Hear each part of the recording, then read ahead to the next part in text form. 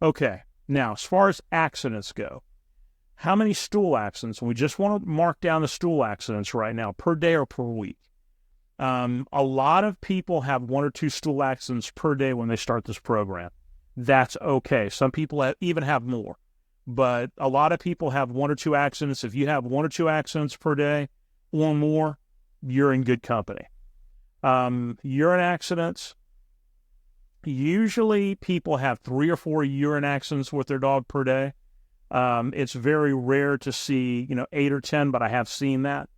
If you're one of those folks that has high urine accidents, because we're working through how we deal with the water, and again, the same thing with the stools, because we're working with how we deal with the food and what we do with the food and the decisions that we make as far as feeding goes, those accidents will get reduced within the first week by following what we just talked about and listening to what I said. Even if you have to, replay the videos over again, you're going to see that you'll end up with 50% less accidents just by changing your food and changing the way you deal with your water. Now, where you find these accidents is important, because if your dog is sneaking into a back bedroom, if your dog is going to a certain spot, especially if your dog is going to a certain spot in the house and repeatedly having accidents, it may end up being the way you clean them up. Now, usually this is what I see. People pick up the stool and then they blot out the urine. They figure, well, the stool's dry, the urine's the only thing I've really got to worry about. That's not a good thing. That means that there's a lot of scent that maybe you can't smell that's being left down there. And even after you use a carpet rug cleaner, there's still scent that gets left.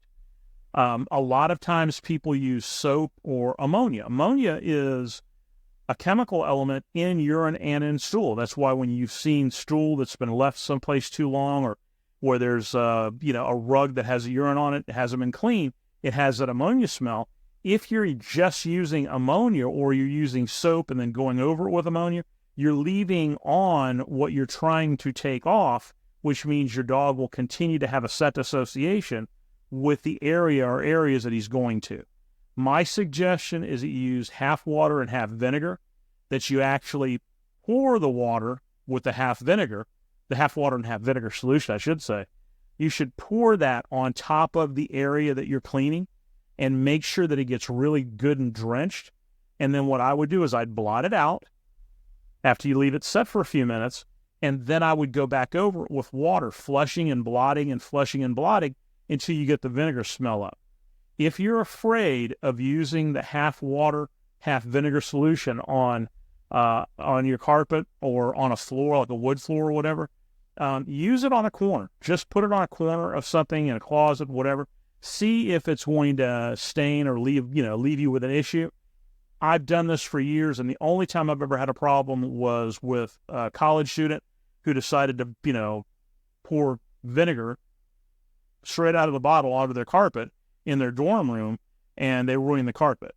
That was not following my instructions, but they're college students, and so when did they ever listen? The point here is, if you do it half water, half white vinegar, you pour it, leave it on for about 5 minutes, and then blot it out.